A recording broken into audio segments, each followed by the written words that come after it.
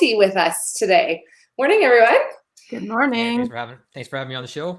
Yeah, well, we honestly just wanted to get together with some business owners in Western Canada and talk a little bit about who you are, what your business is, and how things are going currently, and how things are going to go in the future after this crazy time we're in. So, do you want to just start us off, Lindsey, and kind of tell us a little bit about CIR Real Estate and where it started and where you're at now?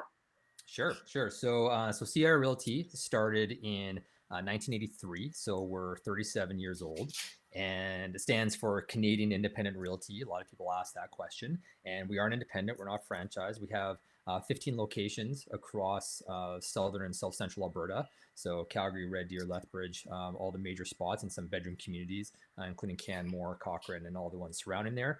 And we have about just over 700 agents, and we Wow. have about 25 staff. Wow. Okay.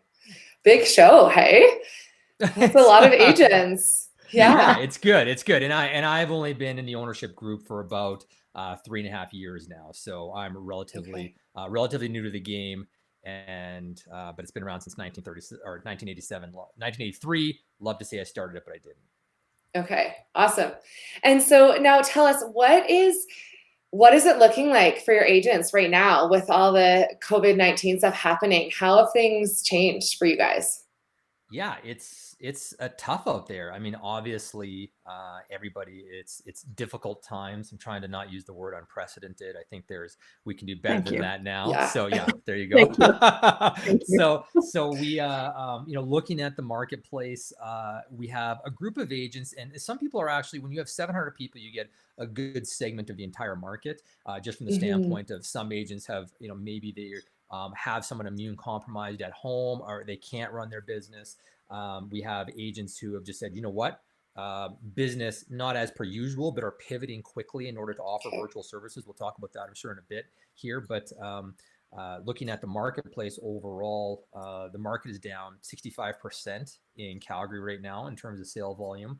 And we're only down, for April right now, we're trending at 49% down. So I never thought that I'd be thrilled to say that my company is down 49%, but we are. So Yeah. so that's a big win, and we're beating the market, and I think that's a testament to our agents being well positioned to go out there and serve essential clients. We're open for business, and our statement is we're serving essential clients who have essential needs. We're been deemed essential by the government, as you guys have been, and we take that very seriously. We think it's a big responsibility. Okay.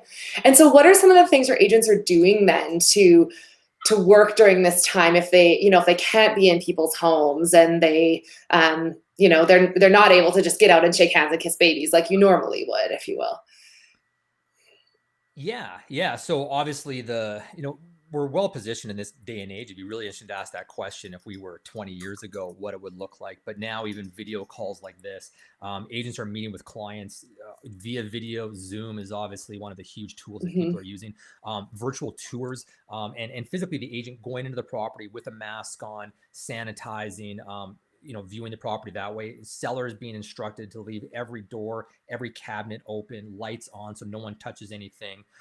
We've positioned our agents with educational tools as well to educate clients on what to expect during the transaction, before the transaction, the proper disclosure form, so that sellers and buyers are both informed. And then in addition to that, we're also partnering with companies who are well positioned, lawyers who are taking full advantage of virtual signings, making sure that the home inspectors we use, the photographers we use, are all complying with the same standards that need to be done. In fact, this past weekend, and kudos to our regulatory bodies as well, CREA, the Canadian Real Estate Association that runs Realtor.ca, launched the ability to put live open houses on there, live streaming open houses. So open houses obviously aren't happening. You don't want to invite people to gather in a home. But our agents, we had an agent or 3 agents who wrote contracts. That's just what I know about. I'm sure we had more than that over the weekend to a client that was introduced from a Facebook live stream or Instagram live stream open house. Wow. And so very cool. Yeah, that's happening. And we're seeing results from that quite quickly. And people can still go into houses. They just have to be very safe. Chestermere is a good example of a municipality that said no more than 3 people in a home. So the realtor plus 2 clients. And so Okay. you're not bringing your kids with you. You're not bringing your mother-in-law with you, Yeah. things like that. Yeah. Yeah. Okay. Wow, Well, that's awesome. That people are adapting. Mhm. Like you said, they're pivoting. That's the other new word, pivot. Yeah, Yeah. I know. And I always just say, it's like the the book "Who Moved My Cheese," right? I'm like, your Yeah. cheese has been effectively moved, and Yeah. something that we're seeing out there today, because today being, I don't know, what are we like, 6 weeks into this, maybe, Yeah. however, wherever you start counting from. My date is sort of like when kids came home from school. Is that really Yeah. great? Yeah. So, So, well, we can add this widget 42 days in quarantine up top. there you go. Perfect. I saw that. Beautiful. So when we very nice. When we look at that, the tone has changed. Before, when this first happened, everyone was fearful. No one knew what to expect. The uncertainty was at a peak. And now I find that we're starting to see people who are just getting sick and tired of being sick and tired. And when we talk to people, when we talk to our sphere of influence, now anybody who's vulnerable should continue to stay safe. This is very, very important. But we're finding Yes. people who are legitimately just like, I just want to get out and do something. And then when we talk to them, they're like, oh my gosh, you guys are still selling homes? Like, you guys are actually still open for business? I didn't know that. And now, so we put out education pieces saying, hey, real estate is open, provided in a safe way. And that's been very, very responsive. And then the other thing that we're doing, that we're really trying to do, is be as positive as we can. We just launched a Good Vibes Only campaign. People posting up images. We're giving away Skip the Dishes gift cards and things like that. We really want people to be positive, stay safe, and just get out there and interact with the marketplace. Yeah, that's so awesome. I mean, honestly, at some point we just have to take where we're at and find the good in it, right? I think I know there's good days and bad days here. It's really a function of the homeschool at my house, just to how well it's going.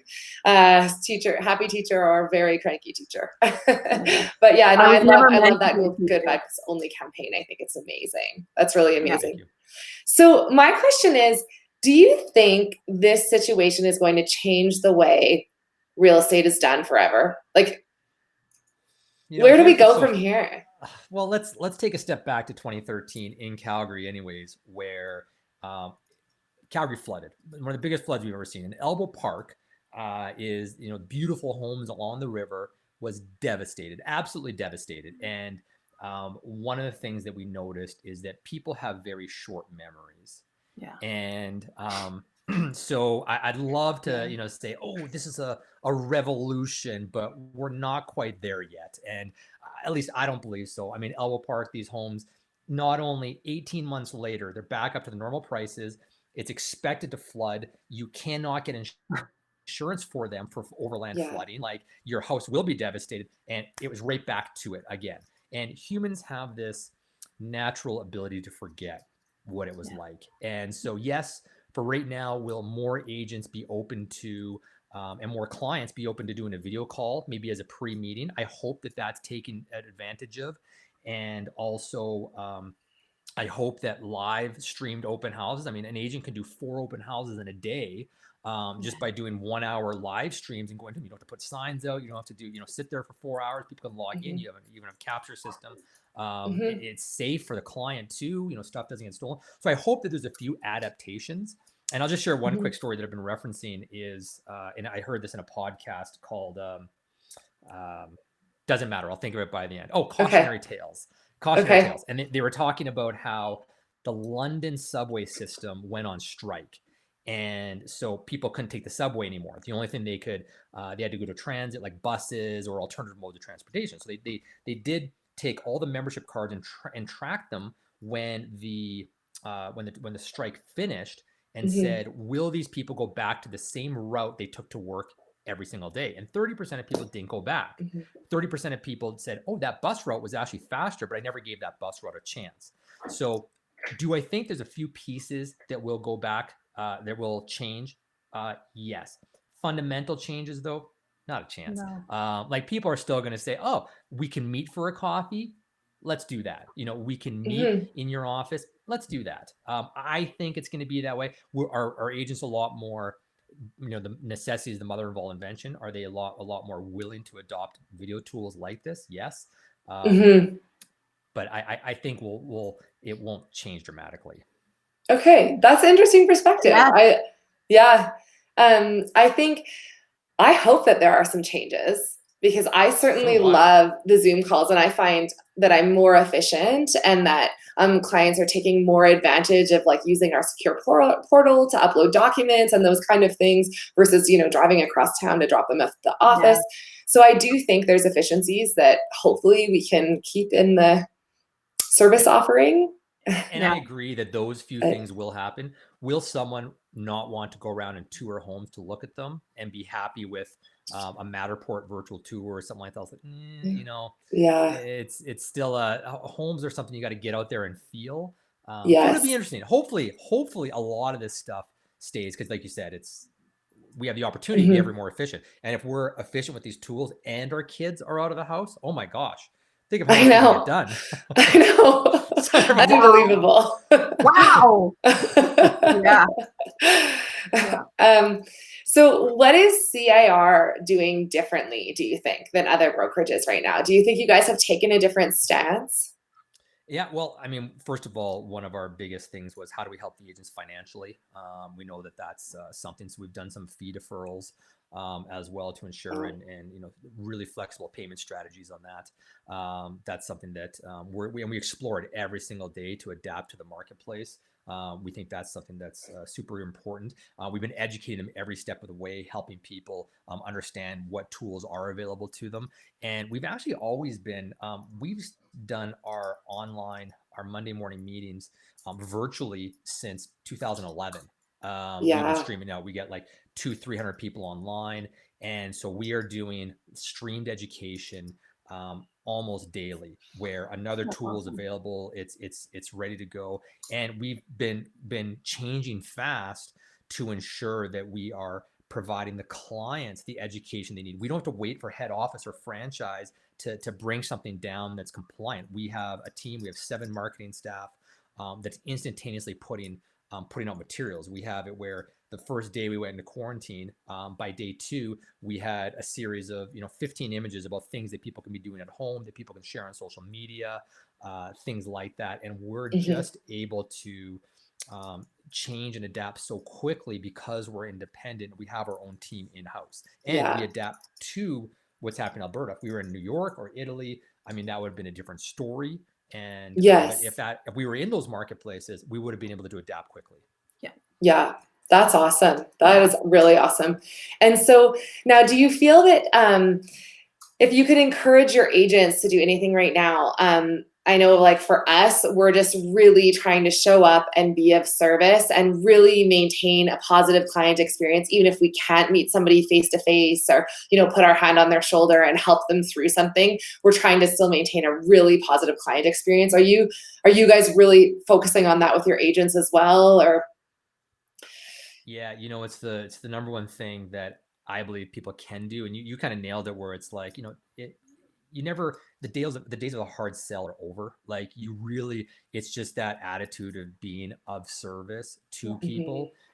People are still out there looking at homes. Online web traffic hasn't changed. Like it's even up in some cases because people are doing these types of things. So when you look at contacting people, there's a bit more sensitivity to it. Everyone's in a different place. During this, I've never seen such a wide range of emotions on social media, responses to it. I mean, you're almost tiptoeing with what you say these days. But we've been encouraging our agents more than ever to just say, you got to build your pipe now, because when this ends, people are still having these life events, getting married, having babies, nesters, things like that. That stuff will come through, and the person who was in touch, being of service, providing real value is the thing is the person that's going to make the biggest difference. The person to remember. So that's the biggest thing. Show up for people in whatever emotion they're in. Yeah. I meet them where they're at, right? I equate this to being at a funeral. and we go to all the funerals for. I Good. know this sounds crazy. I'm like, where are we but going? it's like I'll Sorry, people. come back to it. Let me go this way, then a zigzag. But we go to all the funerals for our agents and anybody who is close to them. So we go to a lot of funerals in a year, and it sounds crazy, but when I was first getting in this business, I was very reluctant. I think I'd been to maybe one funeral in my life, and I feel very uncomfortable with it. But now what I'm learning is just being around people, just talking to people, someone that's in a bad spot because of this financially, they aren't prepared, they have a loved one that's immune compromised, or someone that even has COVID, just showing up, it's like, how are you feeling? Tell me about it. Is there anything I can do? Typically there's not, but it's just like, let's just talk about it. And people love that. And just showing up for people makes all the difference in the world. Yes. Well, people just like to be acknowledged, right? So Totally. it's just hearing them out. As Renee said, as to where they're at doesn't matter, but it's taking that time to genuinely ask, how are you? Yeah. I don't know if I finished my funeral analogy, but it's like going to a funeral. You don't have to say anything because you don't know what to say. So you just show up and it's pretty good. And people are happy you're there. That's it. Yeah. So Thanks for closing that loop. Yeah. Oh gosh. Okay. Wow. We want to do some hot seat questions for Lindsey. I think so. Yeah. Lindsey 1. I'm Lindsey 2 from what I remember. Okay. So what was the last app that you downloaded on your phone? Oh man. Let me just you know what it was? It was Slack. And not because I use Slack, but only because I'm invited to, we have all these groups and these networks that we're in, and one of them's on Slack now, and they invited me to Slack. So I'm like, okay, I'll bite. It's a super slick system. I was trying to get Renee on it, and it's like super slick. I like it. Cool. The last local business that you ordered from? Saigon Thai food. That was last night. Nice. Awesome. Yeah. Nice. Okay. Favorite COVID cocktail? It's always innocent gun beer. There is that or anything that's made in Belgium. Okay. Okay. Yeah. Okay. Good to know. Last person you Zoomed with? Oh gosh. Well, it would have been yesterday because I've been Zooming every day, and I'm trying to think of why I was Zooming. Oh, hot seat. I should be better at this. I'll go to the next question. I'll get back to that. Okay. It's my COVID brain. What do you miss the most about human contact, like pre-COVID? Jeff Kahane is the answer. Okay. So yesterday was Jeff Kahane, lawyer, did a class for our agents. And what do I miss about the COVID thing? Pre-COVID, yeah. Yeah, and this is going to be cliche because I think it is. It's almost like me if I were to use the word unprecedented. But I know. But it's I miss having people over and talking to people and having like drinks with people and that type of thing. I really miss that face-to-face interaction. We've done a few driveway meetings with some family members, literally we put a measuring tape out so that passerbys don't look like, they don't judge us, but I miss having them in the house and doing stuff. We just moved, we just had a new baby. So we have a lot of things in our life that's happening right now. I just turned 40 a couple of weeks ago. So all those things are, you're stuck at home through all of it. Yeah. Especially with, just having a baby and not being able to have everyone over to introduce. No one's seen the baby except for the grandparents who are in self-isolation as well. And so all those things, so we just want to, and even my wife who's got the baby at home for 6 weeks now and hasn't been able to go to a mom's group or take it out and meet other mother, like nothing. So or even like get away for chapters, like for coffee by yourself, because those are essential. For a new mom. Then who's going to look after the baby? It's like worse than the funeral loop. I'm a very involved father. You'll have to censor me next time. That's awesome. So no homeschooling yet. Maybe are you the homeschooling type, do you think? Well, I have some friends of mine who, and at my age, I had to, having a baby late in my life, I had to decide whether I was going to just say, oh, now I'll never have a home in Scottsdale or another place because you got to pull the kids out of school. But we have some friends of ours that put them in the school system from September till December, and then from January till June they homeschool them so they can actually take them down to Palm Springs for a month and a half and do their rental down there or their place down there. So I think that with the technology we have nowadays, I think that half the year, depending on where they're at in their life, I think they can handle that. So I might be. I'm going to come to you guys for some tips. Yeah. Oh, Lots of yelling. That's the way we do it here. Not very efficient. Not very good. Yeah. Cool. Do we have any more hot seat questions? That's a wrap. I think that's pretty much on my end. Well, Lindsey, thank you so much for your time today. We really appreciate it. Some really amazing insights. Awesome. So, I love watching what you guys are doing. Thank you so much for having me on. Awesome. Okay, well, have a great day, you guys. Thanks so much. Perfect. Thanks, everyone. Bye. Bye.